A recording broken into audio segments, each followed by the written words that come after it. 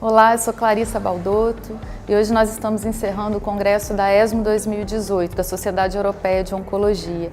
Eu estou acompanhando o congresso junto com o Grupo Brasileiro de Oncologia Torácica e Oncologia Brasil. Foi um congresso muito bom, mas um congresso muito mais voltado para dados de confirmação e atualização de estudos importantes que já haviam sido apresentados previamente. Eu destacaria em terapia-alvo, para pacientes ALK positivo, o estudo Alésia, que foi um estudo que comparou novamente o alectinib, inibidor de terceira geração, com o crizotinib, só que dessa vez em populações asiáticas, e mais uma vez foi um benefício muito significativo de sobrevida livre de progressão, taxa de resposta e uma tendência de benefício de sobrevida global, dados ainda imaturos, mas uma sinalização de que pode haver um benefício de sobrevida global. Essa droga também tem alta atividade em sistema nervoso central e da mesma forma foi apresentado dados de pacientes que receberam brigatinib, que é um outro inibidor de terceira geração, dados específicos de sistema nervoso central. E de novo, os inibidores de terceira geração realmente são drogas muito ativas em sistema nervoso central e foi o que nós vimos no resultado. Outro dado interessante foi o dado de resistência aos inibidores de terceira geração, dessa vez dos pacientes com mutação de EGFR. Essa é uma curiosidade que nós temos hoje, como é que os pacientes que usam osimertinib vão se comportar no momento da resistência. Foi apresentado dados de biópsia líquida dos pacientes, tanto do estudo FLAURA quanto do estudo AURA3, de primeira e segunda linha de tratamento.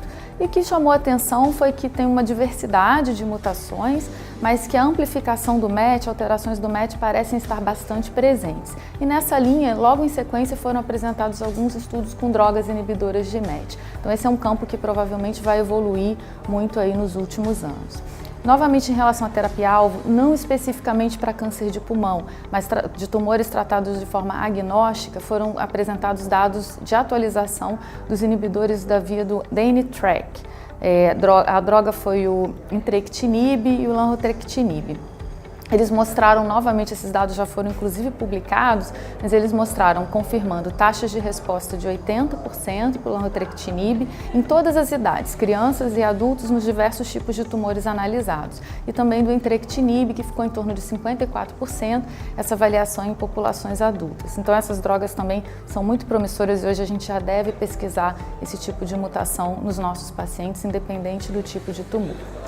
Mudando um pouquinho de cenário para a doença localmente avançada, na ESMO foram apresentados dados de atualização do estudo PACIFIC, o estudo que usou o durvalumab em manutenção pós-quimio-radioterapia.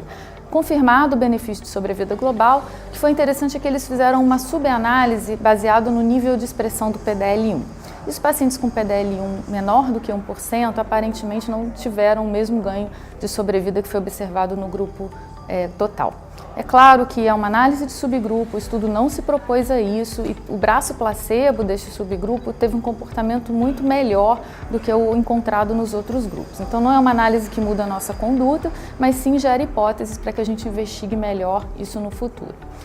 Seguindo na linha da imunoterapia, foram apresentadas diversas atualizações dos estudos que novamente já haviam sido apresentados previamente, principalmente dados de qualidade de vida.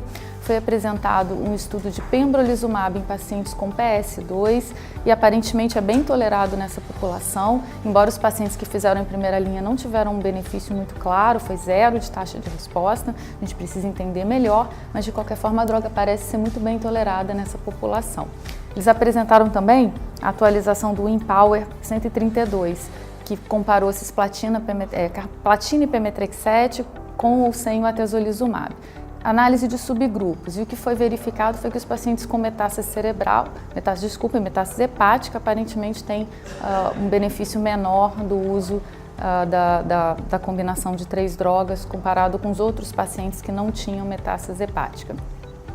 No cenário de neoadjuvância com imunoterapia, que é uma pergunta também muito importante, eu ressaltaria o estudo NeoSTAR, que foi apresentado pelo grupo do MD Anderson, que usou o nivolumab ou o nivolumab com ipilimumab no cenário de neoadjuvância.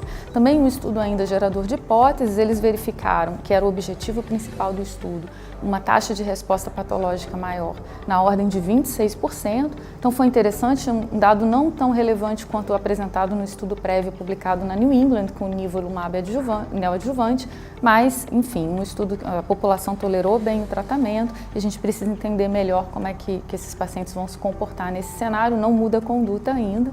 E seguindo na linha da neoadjuvante, também foi apresentado um estudo que é outra pergunta que nós temos, da terapia-alvo, pacientes selecionados com erlotinib versus quimioterapia. Foi cisplatina e gencitabina no esquema utilizado. E o que nós encontramos de resultado foi uma taxa de resposta de 54% e uma taxa de resposta patológica maior em torno de 10%. Ficou um pouquinho aquém do que a gente esperava para a terapia-alvo nesse cenário, mas de qualquer forma, novamente um tratamento bem tolerado e nós precisamos investigar mais esse tipo de estratégia para ver se ele de fato vai ser promissor.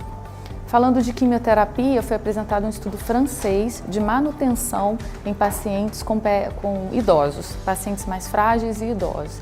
Eles utilizaram a quimioterapia carbotaxol semanal, seguido de manutenção com gencitabina ou com pemetrexed. Esse estudo foi negativo, não houve ganho de sobrevida global, indicando para a gente que esses pacientes provavelmente não precisam de manutenção, são pacientes de fato que têm que ser olhados de forma diferente. Então a ESMO 2018 foi um congresso onde os estudos não mudaram a nossa conduta de forma considerável, mas que trouxe muitas confirmações de dados anteriores e gerou várias hipóteses para novos estudos e novos dados que serão apresentados. Eu queria agradecer ao Grupo Brasileiro de Oncologia Torácica e à Oncologia Brasil pela parceria na cobertura do congresso.